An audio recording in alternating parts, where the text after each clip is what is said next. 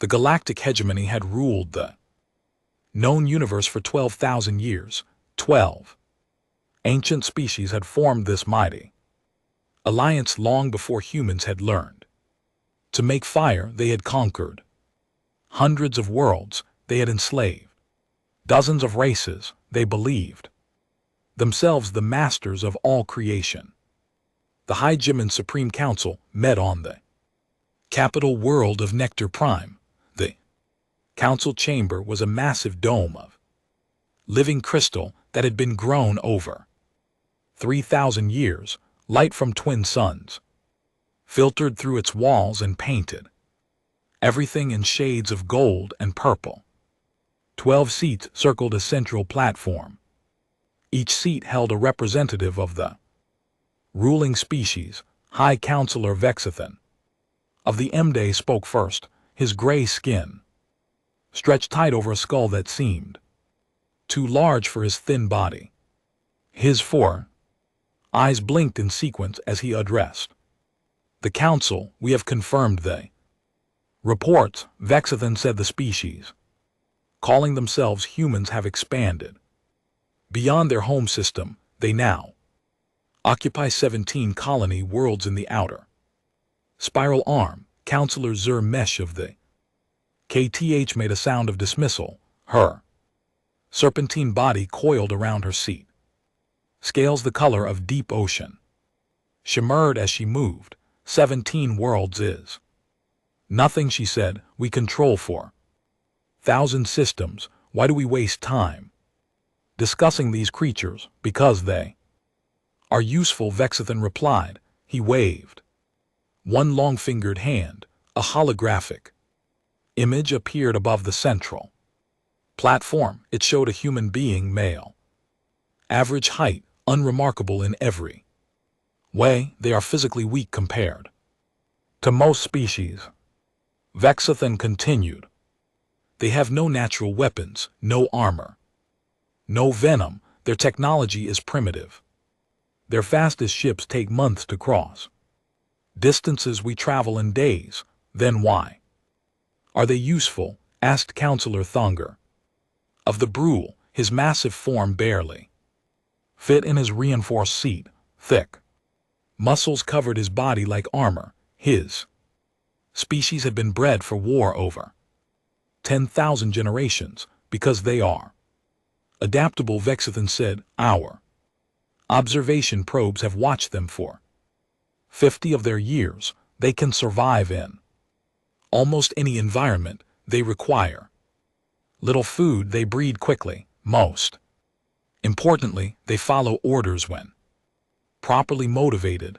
Understanding spread through the council. Zer's tongue flicked out to taste the air. Thunder's thick lips pulled back in what might have been a smile. You suggest we add them to the labor pool, Zeromish said. I do. Their small colony worlds are poorly defended. Their military is laughable by our standards. We could collect the entire species within a single rotation. Counselor Yavin of the Sylph leaned forward. Her species had evolved on a world of eternal darkness. Her skin was pale as death, and her eyes were solid black orbs that reflected no light. And if they resist, she asked. Vexithan made a gesture of unconcern. Let them resist. What can they do against us? Their weapons cannot penetrate our shields. Their ships cannot outrun ours. They are prey animals who do not yet know they are prey. The council voted 11 voices in favor, 1 abstention from the Venth, who were known for their caution. The servitude decree was passed. Humanity was officially classified as a labor species, property of the galactic hegemony. Slaves. The collection ships arrived at the human colony of New Haven 3 weeks later. New Haven was a small world at the edge of explored space. It held 40,000 colonists who had come to build a new life among the stars. Captain Marcus Webb was drinking coffee in his small office when the alarms began. He spilled hot liquid across his desk as he jumped to his feet. Through his window he could see the sky turning dark. Massive shapes were descending through the clouds. All personnel to defensive positions, he ordered through his communicator, but even as he spoke he knew it was hopeless. The hegemony ships were enormous. Each one was larger than the entire colony. They hung in the air like mountains made of metal and hate. Strange weapons rays pointed down at the helpless settlement below. A voice boomed from the ships. It spoke in perfect English, though the words were clearly not human. People of this world, you have been classified as a labor species by the Galactic hegemony. You will submit to collection. You will be transported to work facilities where you will serve the hegemony for the remainder of your existence. Resistance will result in termination. Captain Webb grabbed his rifle around him. Other colonists were doing the same. They had weapons, they had training, they had absolutely no chance, but they would fight anyway. That was what humans did. The battle lasted 6 minutes. Hegemony soldiers poured from the ships. They were brutal warriors mostly. Each one stood 3 m tall and was covered in natural armor. Human bullets bounced off their skin. Human energy weapons made them flinch but did not stop them. Webby emptied his rifle into a Brule's chest. The creature looked down at him with something like amusement. Then it swatted him aside like a child's toy. He crashed through a wall and everything went dark. When he woke he was in chains around him. Thousands of his fellow colonists sat in the hold of a hegemony transport ship. Children were crying. Adults stared at nothing with empty eyes. The wounded moaned in pain.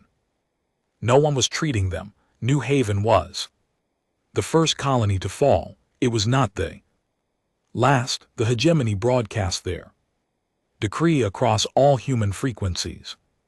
They wanted Earth to know what was coming. They wanted humans to feel fear and despair. They wanted surrender to seem like the only option. The message played on every screen on Earth, in living rooms and offices, in schools and hospitals, in military bases and government buildings. Everyone saw it. High Counselor Vexithan's face filled the screens. His 4 eyes stared out at humanity with cold contempt. People of Earth, he said, the galactic hegemony has claimed your species as property. Your outer colonies have already been collected. Your people now serve us in labor facilities across the galaxy. You cannot resist us. You cannot defeat us. Your technology is primitive. Your military is weak. You are alone in a galaxy that does not care about your survival. He paused to let the words sink in. You will submit to collection. Transport ships will arrive at your world in 30 of your days. You will present yourselves in an orderly manner. Those who cooperate will be treated reasonably well. Those who resist will suffer greatly before they die. There's no third option. The message ended. For a long moment Earth was silent. 8 billion people had just been told they were slaves, that their children and grandchildren would be slaves, that everything they had built, everything they had dreamed, everything they had hoped for meant nothing. Then silence broke. In cities around the world, people began to gather, not in fear, not in despair, in fury. The governments of Earth had spent the last century arguing about borders and resources and political power. In a single day, all those arguments became meaningless. The United Nations held emergency session that lasted 3 hours. At the end, every nation on Earth had agreed to a single unified response. The United Earth Defense Council was formed. Every military on the planet placed itself under unified command. Every resource was pulled, every scientist, every engineer, every factory was redirected to a single purpose. Admiral Sarah Chen was appointed supreme commander. She was 62 years old. She had served in 3 different navies over her career. She had fought pirates in the asteroid belt and rebels on Mars.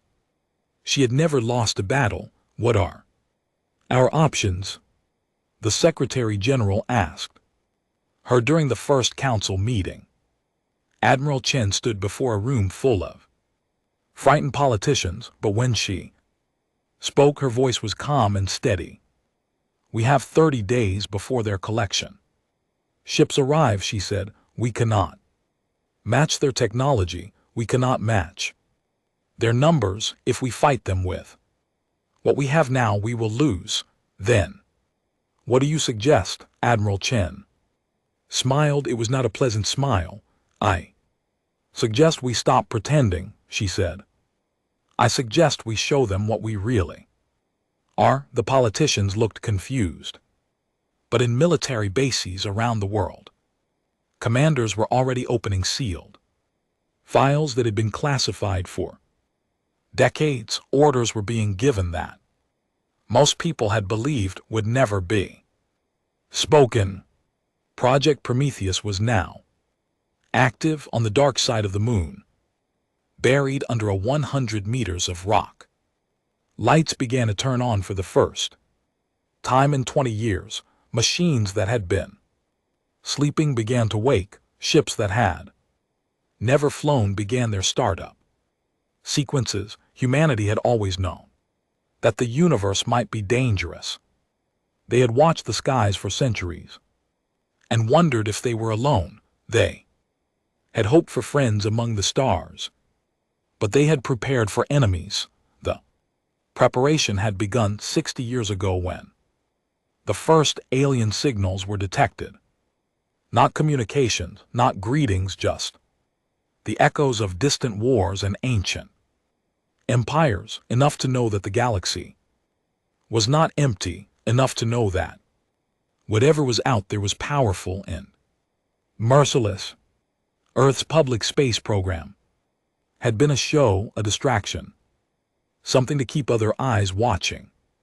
The wrong thing while the real work happened in secret. The colony ships that had seemed so impressive to the hegemony were actually the weakest vessels humanity could build. The weapons that had failed against brutal armor were training tools, toys. The real fleet was buried in the earth, hidden on the dark side of the moon, constructed in secret facilities beneath the oceans. Admiral Chen looked at the terrified politicians. They did not know what she knew. They did not know what was WAC. The diplomatic vessel Olive Branch was not an impressive ship by hegemony standards. It was small. It was slow. Its hull was plain metal without decoration or apparent weapons.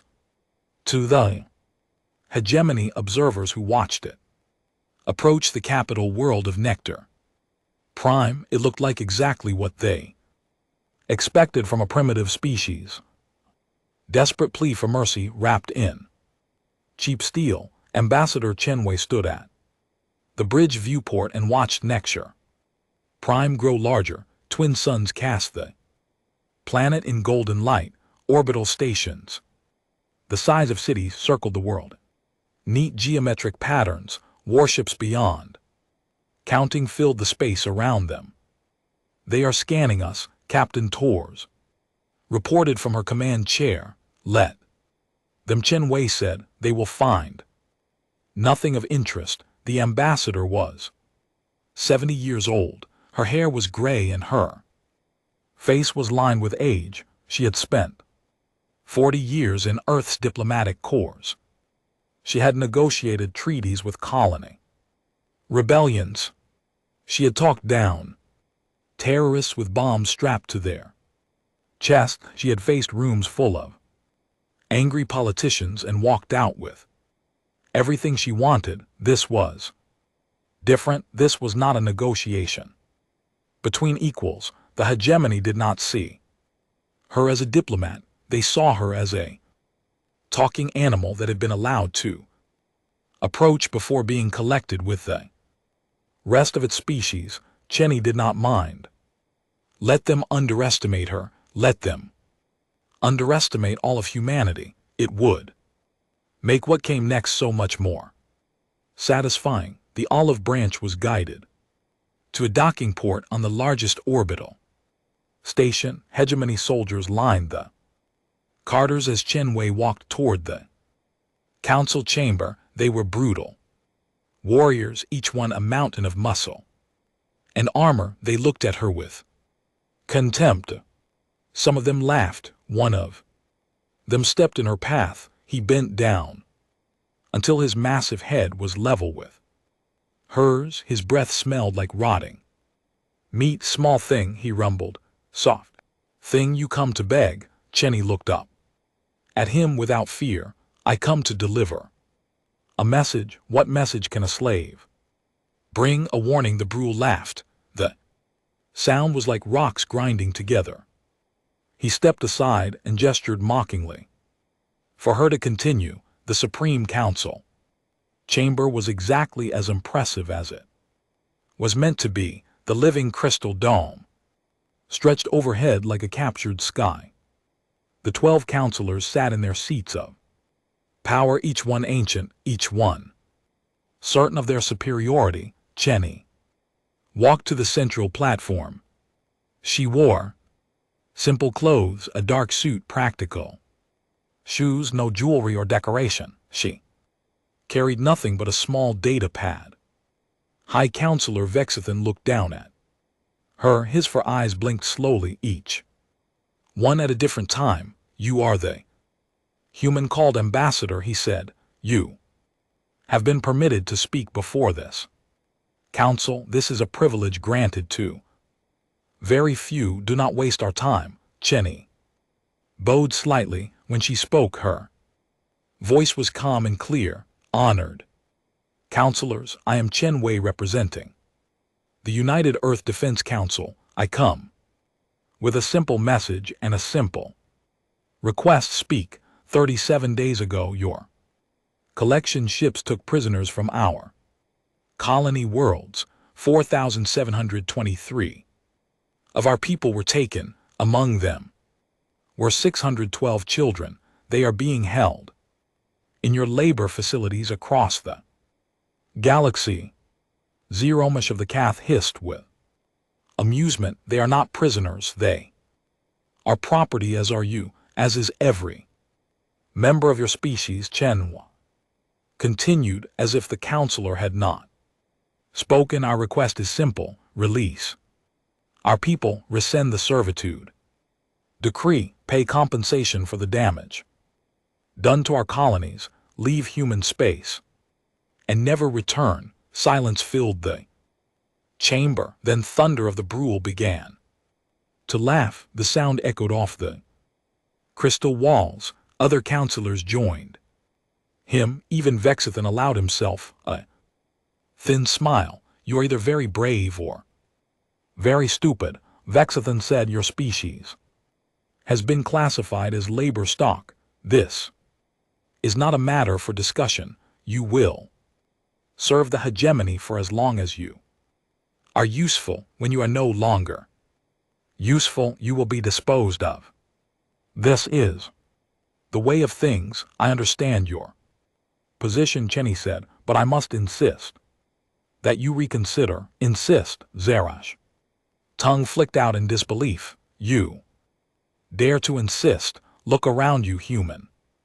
Look at the fleets that circle this world. Look at the warriors that guard these halls. Your entire species could be destroyed in a single day. You have nothing to bargain with. Cheney nodded. Slowly I see your fleets, they are impressive, but I wonder if you have truly considered the cost of what you are doing. There is no cost, Thurger rumbled. You are weak, we are strong. The strong take from the weak. This is the natural order of all things perhaps. But natural orders can change. Vexithan leaned forward. Is that a threat, human? It is a warning, Cheney said. I am required by my government to deliver it. Clearly, so let me be clear. She held up her data pad. In 30 days your collection ships will arrive at Earth. If they do, they will be destroyed. Every ship you send will be destroyed. If you continue to hold our people, we will come for them. We will not negotiate. We will not show mercy. We will not stop until every human is free and every slaver is dead. The counselors stared at her. Then the laughter began. Again, louder this time. You will destroy our ships, Zeromish said between hisses of amusement. With what? Your primitive weapons could not stop a single brow warrior. Your fastest ships are slower than our cargo transports. You have no fleet, you have no weapons. You have nothing. That is what you believe.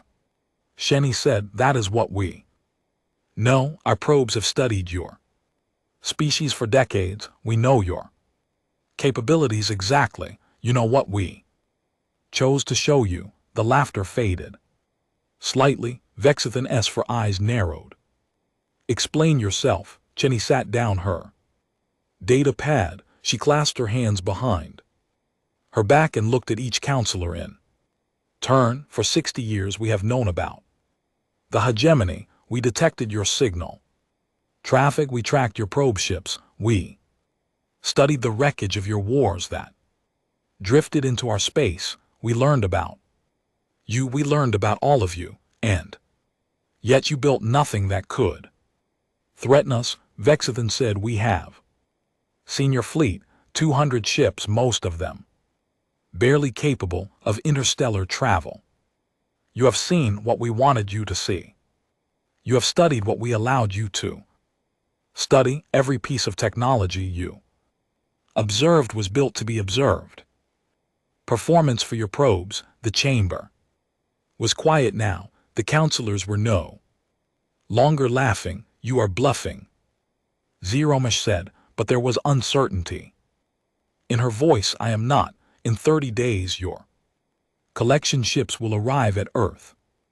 If they do not turn back, they will not return. Their crews will die wondering why their shields did not work, why their weapons did not fire, why their engines stopped. They will have approximately 30 seconds to wonder before they cease to exist. This is absurd, Thunder growled. You cannot hide an entire military capability, and yet we did because we had to, because we knew that someday something like you would come, something that saw us as prey, something that would not negotiate, something that would not listen to reason. So we prepared, not openly, not proudly, in secret and in shadow. We built weapons your probes could not detect. We developed technology your scientists would call impossible. We created a fleet that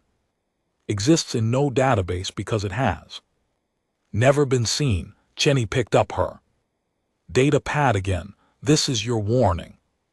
You have 30 days to release our people and leave us in peace. If you do not, everything you have built will be destroyed, not conquered, destroyed. We will not take your worlds. We will unmake them. We will not enslave your people. We will end them. Every species that stands against us will be erased from the universe as if they never existed. She bowed again. Thank you for your time. The counselors watched her walk away. When the door closed behind her, they sat in silence for a long moment. She is lying, Zeromish said. Finally, she must be lying, perhaps. Vexithan said slowly, but what if she is?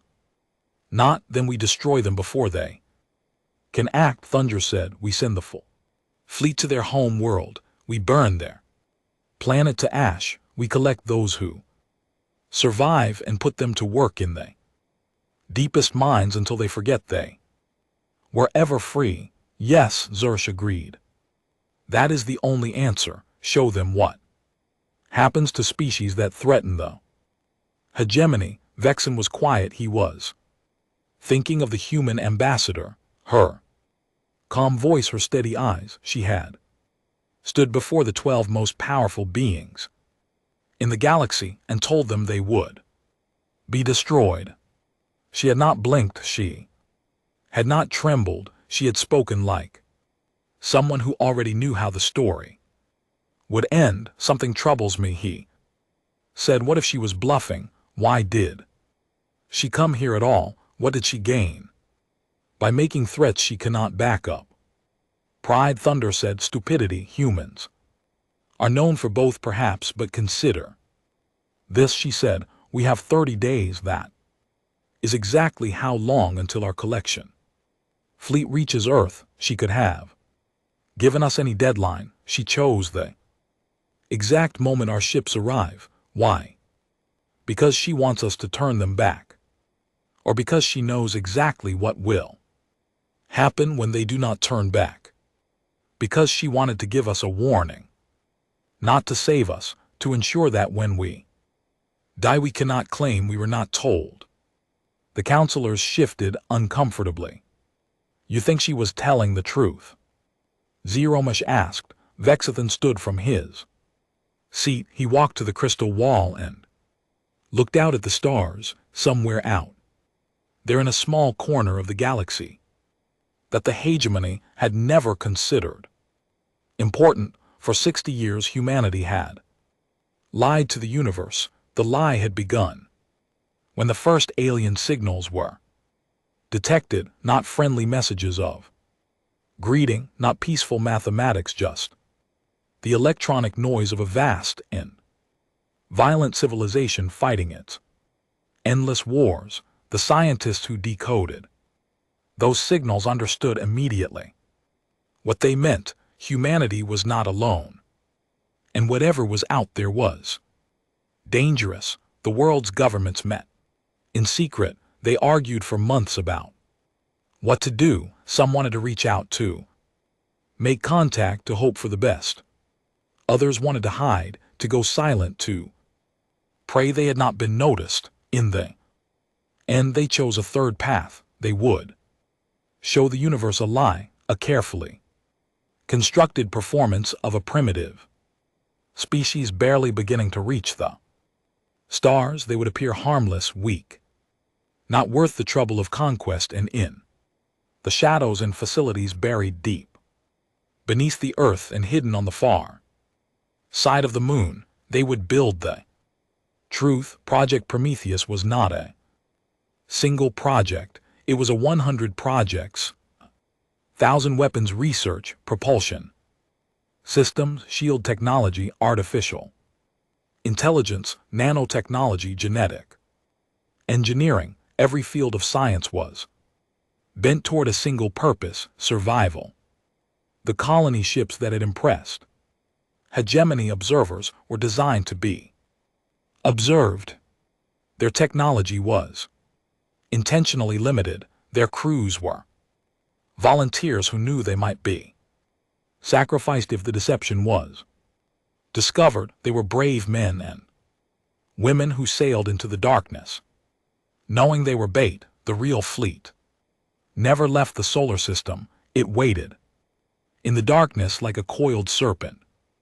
It grew larger every year, stronger, more deadly. Admiral Sarah Chen had overseen the final phase of construction. For the past decade, she had watched the fleet grow from impressive to overwhelming. Ships that could cross the galaxy in hours, weapons that could crack planets like eggs, drones that could reproduce themselves from the raw materials of asteroids. Now she stood on the bridge of the flagship Terras. Fury and watched the final preparations. Status report, she said. Commander. Jackson responded from his station. All 52,000 ships report ready, Admiral.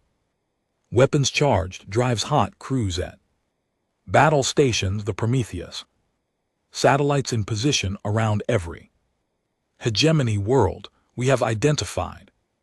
Ready to activate on your command, and our people, the prisoners, Jackson's voice softened. We have located all labor facilities holding humans. Strike teams are ready for simultaneous liberation operations. Admiral Chen nodded. Through the viewport she could see the fleet spreading out around her. Row after row of warships, each one the pinnacle of 60 years of secret development. They hung in the darkness like a wall of steel and fire. The hegemony scouts, she asked, destroyed as soon as they entered the outer system. They sent no messages. The hegemony still does not know what is coming in. Their collection fleet, 12 hours out from Earth, 300 ships, mostly troop transports with light military escort.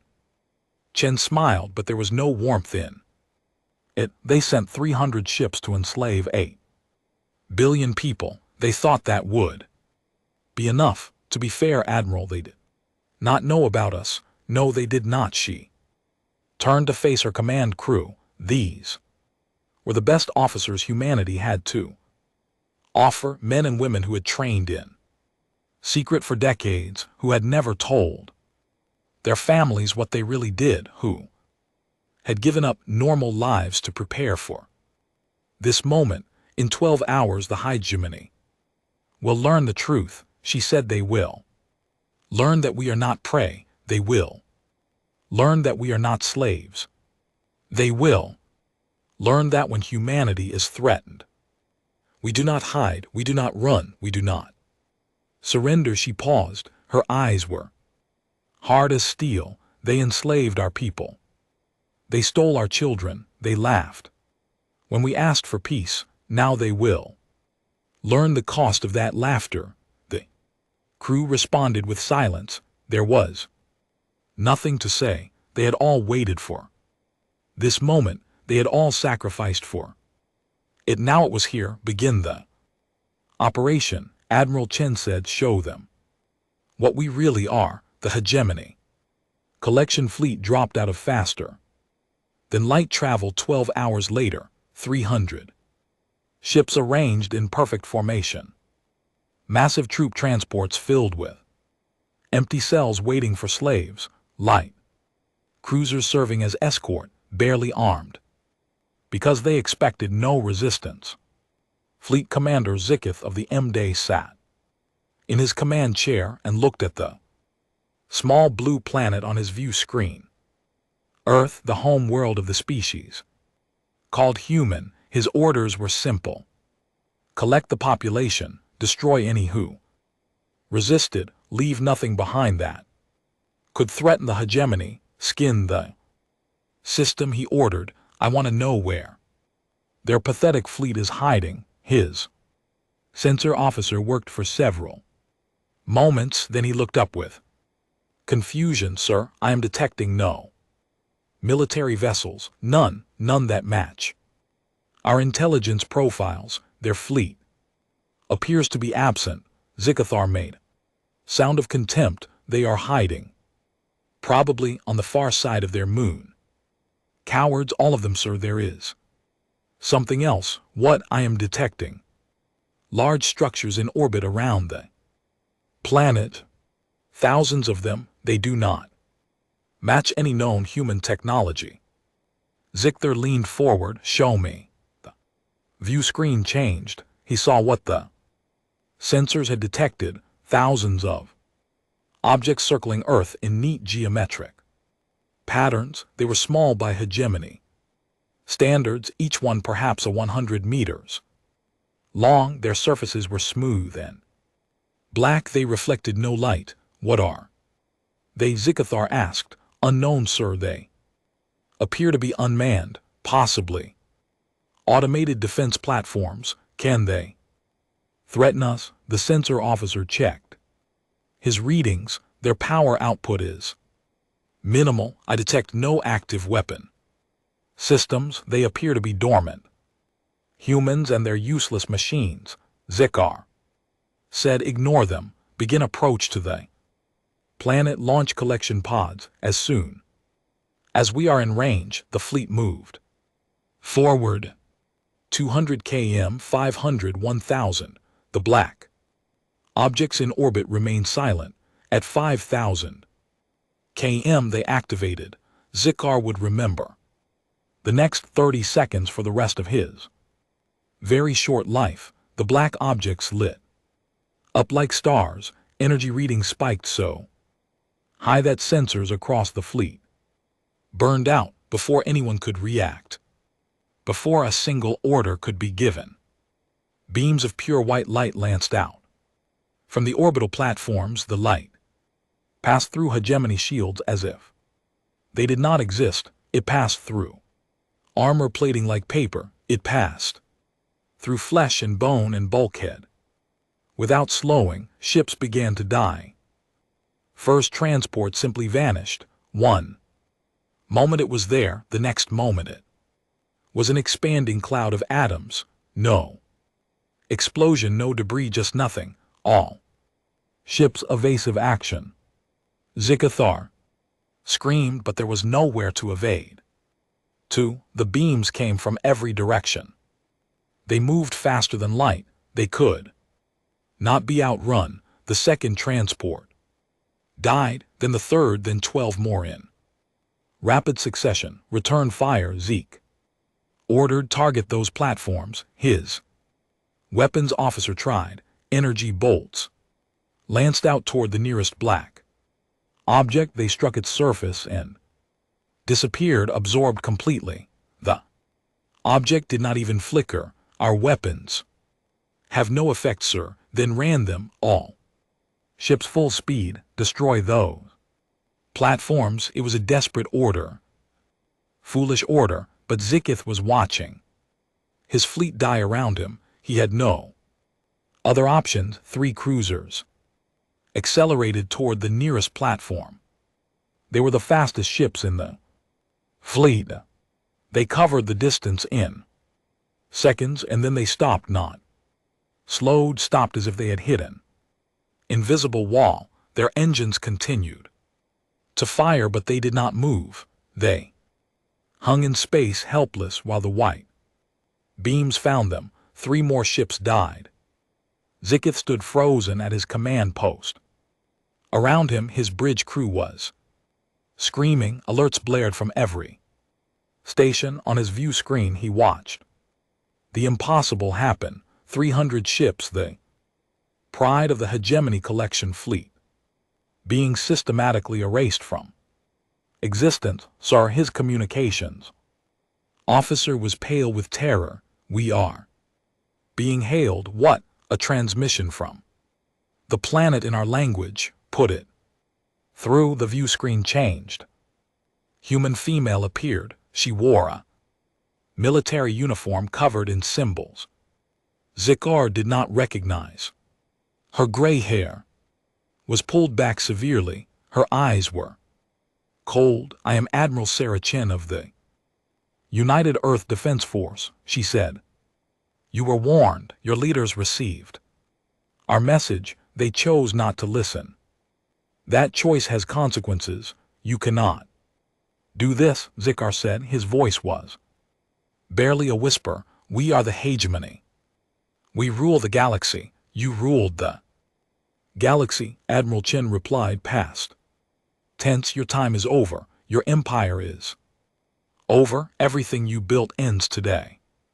This is impossible. Your species is primitive. You have no technology that could. We have technology you cannot imagine. We have weapons you cannot comprehend. We have spent 60 years preparing for this moment. She paused. And we are just getting started. Another ship died, then another. Zeke's flagship shuddered as a beam passed close enough to melt its outer hull. "Please," he said. He was begging now, a fleet commander of the mighty hegemony, begging a human. "For mercy, please stop. We surrender. We will release your people. We will leave you in peace. Just please stop, Admiral." Chen was quiet for a moment. When she spoke again, her voice was sad. "If you had said those, the galactic hegemony had never known fear for 12,000 years. They had been the masters of all they surveyed. They had crushed rebellions. They had absorbed rival empires. They had enslaved species beyond counting. Nothing had ever truly threatened them. Now they learned what fear felt like. The first attack came at KTH Prime, home world of the Serpentine Cath. Their orbital defense grid was the most advanced in the hegemony. Thousands of weapons platforms surrounded the planet. A permanent fleet of 200 warships guarded the approaches. Nothing could approach without being detected and destroyed. The human ships appeared inside the defense perimeter, not approaching, not detected, simply there, as if they had always been. Admiral Chen had sent Strike Group 7 to Cath Prime.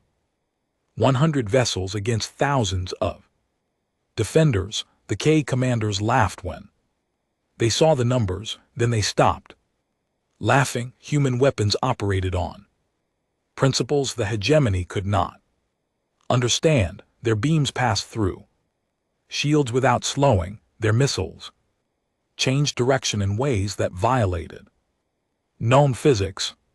Their ships moved between points in space without crossing the distance between them. The battle lasted 11 minutes. At the end, the KE orbital defense grid was gone. Their fleet was scattered wreckage. Their weapons platforms were cooling debris, but the human ships did not fire on the planet.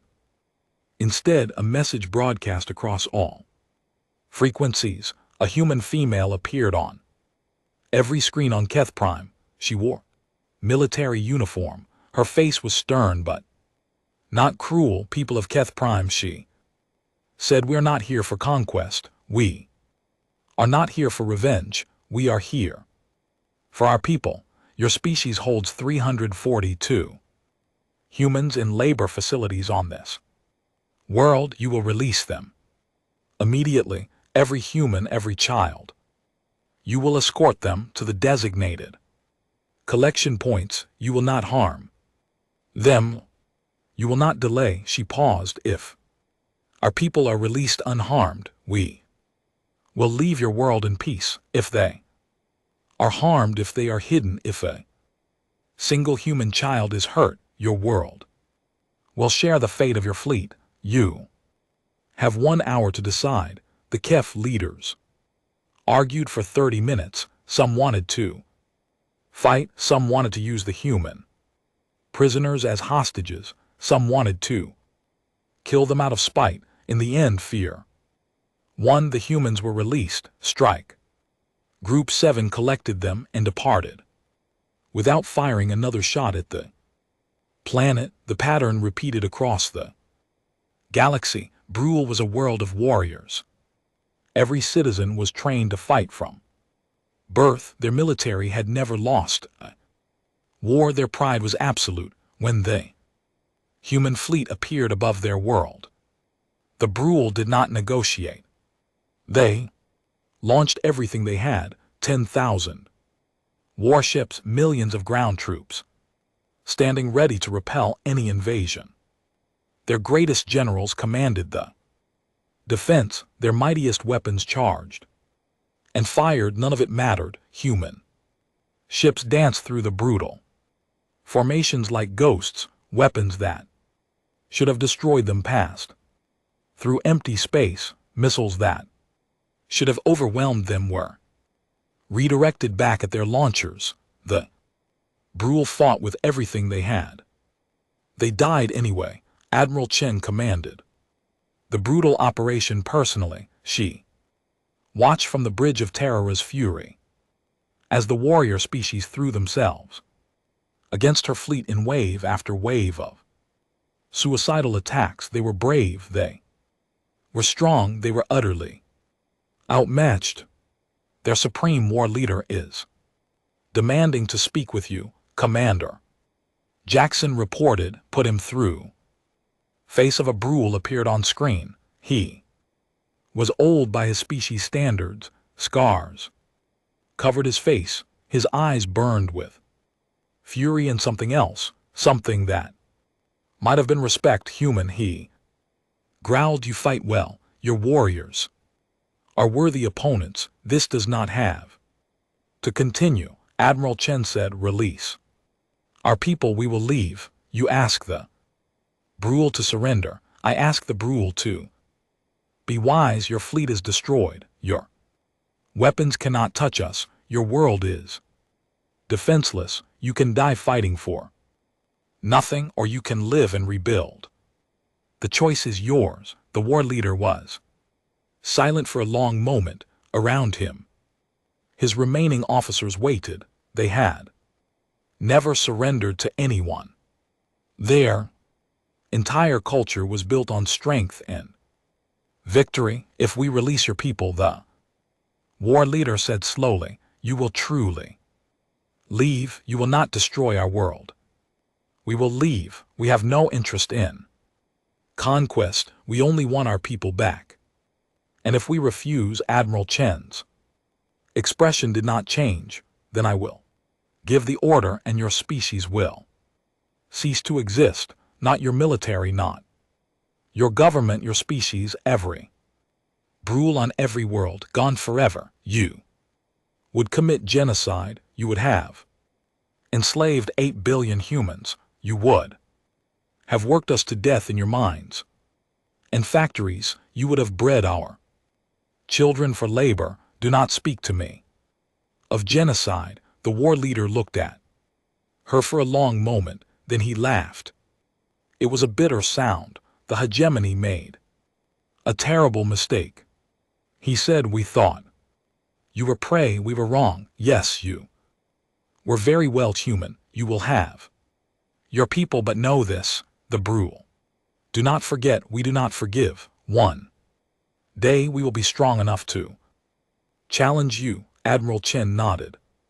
When that day comes, I hope you will choose to challenge us as allies rather than enemies. You are a warrior people. There's no shame in recognizing when you have met your match. The transmission ended, and later all human prisoners on brutal worlds were released. The strike group departed without destroying the planet, but not all species were as wise as the Brule. The MD, the KTH, and the SIL refused to release their human prisoners. Their leaders believed that the other attacks were tricks, deceptions. They could not accept that a species they had dismissed as primitive could truly defeat them. High Counselor Vexithan of the Mort made a speech to his people. He called the humans terrorists. He called them savages. He said that the hegemony would crush them as they had crushed every other threat. In 12,000 years, we will not negotiate with slaves, he declared. We will not show mercy to vermin. Every human in our territory will be executed. Their bodies will be left as a warning to any who dare challenge the hegemony. The executions began immediately on labor worlds across MD space. Human prisoners were dragged from their cells and killed. Men, women, children. It did not matter. The Mort wanted to send a message. They received one instead. Admiral Chen got the reports within hours.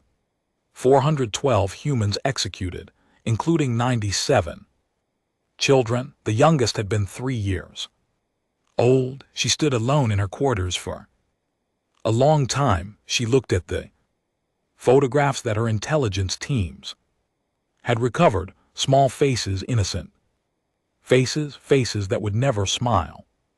Again, when she emerged, her officers saw something in her eyes that frightened them, a cold fury that went beyond anger, beyond rage. It was the look of someone who had made a terrible decision and was at peace with it.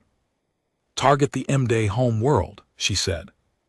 All weapon systems, maximum yield. Commander Jackson hesitated.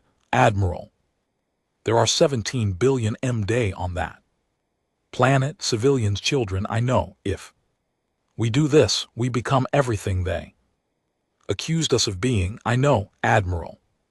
Chen's voice was steady. They murdered our children. They murdered them to send a message. Now I will send a message of my own. Admiral, they were warned.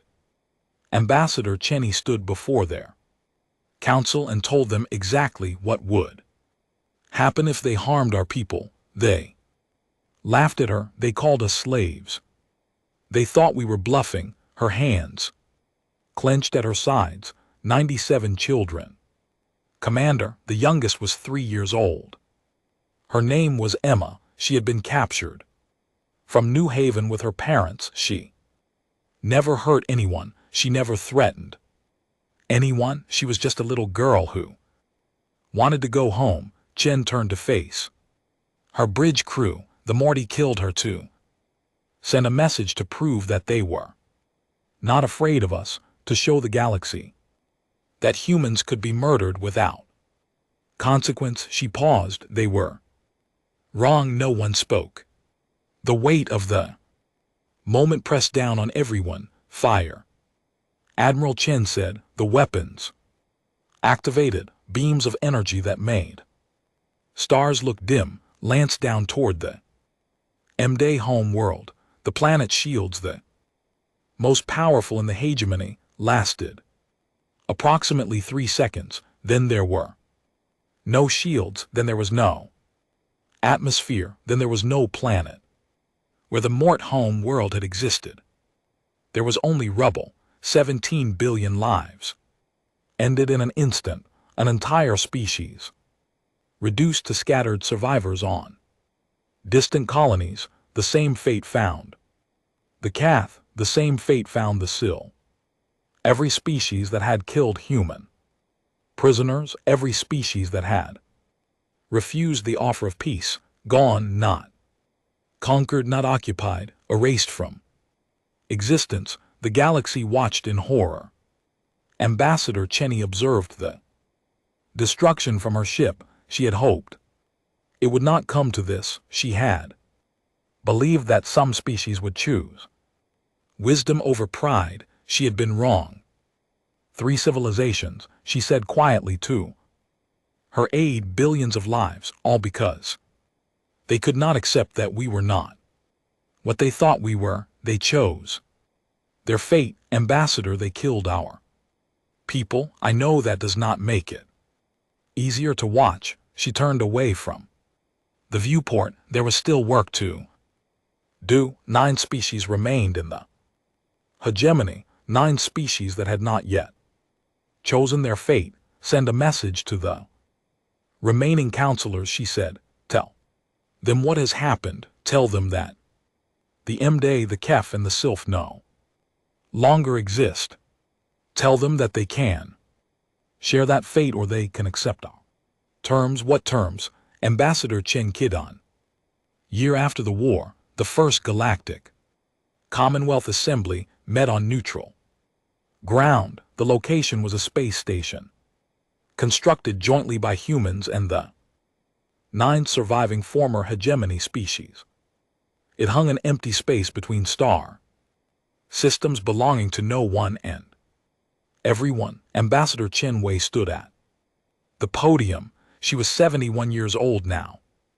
The weight of the past year showed in her face. She had watched civilizations burn. She had authorized the deaths of billions. She had done things that would haunt her for whatever years remained to her, but she had also brought her people home. Every human prisoner had been liberated. Every labor camp had been closed.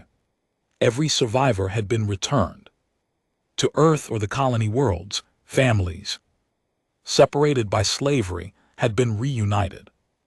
Children who had been born in captivity had seen the sky of Earth for the first time. It had been worth it. That was what Chenny told herself every night before she slept. It had been worth it. Now she looked out at the assembled representatives, 9 species that had once ruled the galaxy as masters, 9 species that had agreed to join humanity. As equals, they sat in their designated sections, watching her with expressions she could not always read. Fear was there, that was obvious. These were species that had watched their strongest allies erased from existence. They knew what humanity could do. They would never forget, but there was something else, too. Curiosity, perhaps, or the beginning of respect, or simply the practical recognition that the old ways were gone and new ways had to be found. Chen Wei began to speak. Representatives of the Commonwealth, we gather here at the beginning of something new, not an empire, not a hegemony, a partnership of equals built on respect rather than fear. She paused. I will not pretend that we come to this moment without wounds. 3 civilizations are gone. Billions of lives ended. The galaxy is scarred by what has happened. She looked directly at the gathered aliens. Much of that scarring was done by human hands.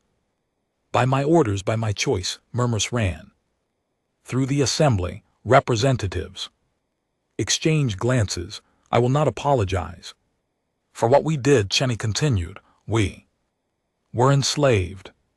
Our children were murdered. We warned you what would happen. You did not listen. Her voice hardened, but I will acknowledge that the power we demonstrated comes with responsibility, terrible responsibility. She lifted a small data pad. This is the founding charter of the Galactic Commonwealth. It establishes basic rights for all sentient beings. It abolishes slavery in all its forms. It creates mechanisms for peaceful resolution of disputes. It commits all member species to mutual defense against external threats. She set the pad down. But more than rules and mechanisms, this Commonwealth must be built on understanding, on the recognition that we are all people, all beings with hopes and fears and families, all worthy of dignity and respect. Ambassador Chenny stepped away from the podium. She walked to the edge of the stage, closer to the assembled representatives. Let me tell you a story, she said. 60 years ago, humanity detected signals from the hegemony. We learned that we were not alone in the universe. We learned that the civilizations out here were powerful and ruthless. We learned that if we appeared weak, we would be conquered. She shook her head. We could have reached out to you. We could have introduced ourselves honestly. We could have hoped for the best. A sad smile crossed her face. We were afraid that you would see us as prey, afraid that openness would be rewarded with enslavement. So we hid, we lied, we built weapons in secret and prayed we would never need them. She looked at the brutal representative, the old war leader who had surrendered his world to save his people. You call yourselves warriors, she said. You believe that strength is the greatest virtue, but real strength is not just the ability to destroy. Real strength is the ability to choose not to destroy, the ability to show mercy when you have power. The war leader met her eyes but said nothing. Humanity has proven that we have the power to destroy you all, every species in this room, every world in the galaxy. We could rule by fear forever. Chen Wei spread her hands, but that is not what we want. We do not want to be your masters. We do not want to be your overlords. We want to be your neighbors, your partners, perhaps someday your friends. She returned to the podium. The hegemony fell because it could not imagine equals. It could only see masters and slaves, predators and prey. It could not conceive of cooperation between species of different strengths.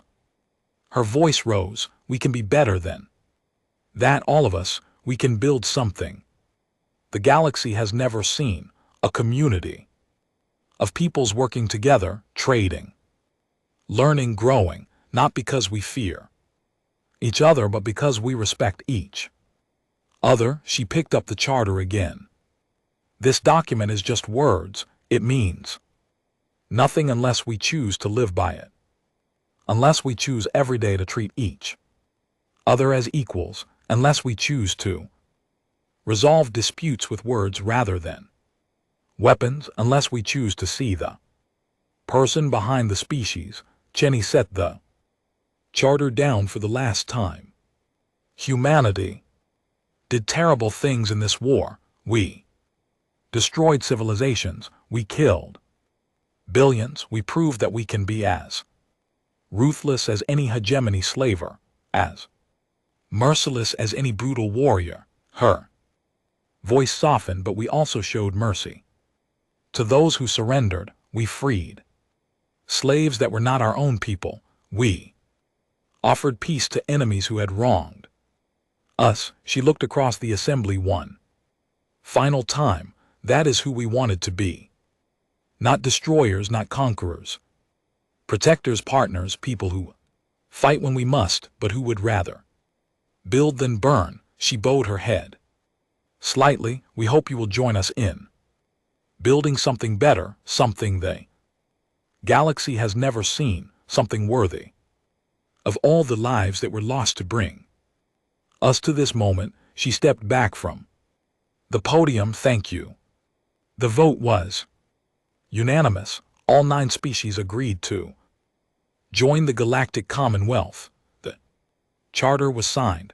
The old hegemony was officially dissolved. After the ceremony, the Brule War leader approached Ambassador Cheney. He was ancient by his species standards. His body was covered in scars from 100 battles. His eyes held the weight of difficult memories. You spoke well, he said. Thank you. Did you mean it about wanting to be partners rather than masters? Chen, we considered the question. Yes, we meant it, even after what was done to your people, even after the murdered children, especially after that. Chen, we met his eyes. We could spend the next 1,000 years taking revenge, punishing every species that ever wronged us, demanding submission and tribute and fear. She shook her head. But what would that make us? Just another hegemony, just another empire built on slavery and domination. The war leader was quiet for a moment. My species does not understand mercy, he said finally. We were taught that mercy is weakness, that the strong take and the weak serve, and yet you surrendered your world to save your people. That was not mercy, that was survival, was it? Chen Wei smiled. You could have fought to the death. Your species values warrior glory above all else. Surrender must have been the hardest choice you ever made. The war leader did not respond immediately. When he spoke again, his voice was different, softer. I had grandchildren, he said, young ones who had never lifted a weapon, who had never fought in battle. When your fleet appeared, I thought of them. I thought of what would happen to them if I chose pride over their lives. That is not weakness, that is love, perhaps. The war leader looked at her with something that might have been the beginning of respect. You humans are strain creatures. You hide your strength until You are threatened, then you reveal power that can destroy civilizations. But instead of using that power to rule, you offer partnership. We learned something from the hegemony, Cheney said. We learned what we did not want to become. 10 years later, the Galactic Commonwealth had grown beyond anything its founders had imagined. New species join every year, trade routes connected 1,000 worlds. Cultural exchanges brought understanding between peoples who had never before spoken. There were problems, of course. Conflicts arose, old hatreds simmered. Some species still dreamed of the old ways of masters and slaves and empires built on conquest, but those conflicts were resolved with words rather than weapon. Those hatreds slowly faded as new generations grew up knowing only cooperation. Those dreams of empire died when their dreamers realized that no one wanted to return to the old ways. Admiral Sarah Chin retired from military service. She spent her remaining years teaching history at a university on Earth. Her students were human and alien alike, young beings who wanted to understand how the galaxy had changed so completely in such a short time. She told them the truth, all of it, the fear and the hiding, the weapons built in secret, the terrible destruction when those weapons were finally used, the choice to show mercy when mercy was not required. We could have ruled the galaxy. She told them we had the power. We could have made every species bow to us. We could have built an empire that would last 1,000,000 years. Her students watched her with wide eyes, human and Brule and Keth survivors and a dozen other species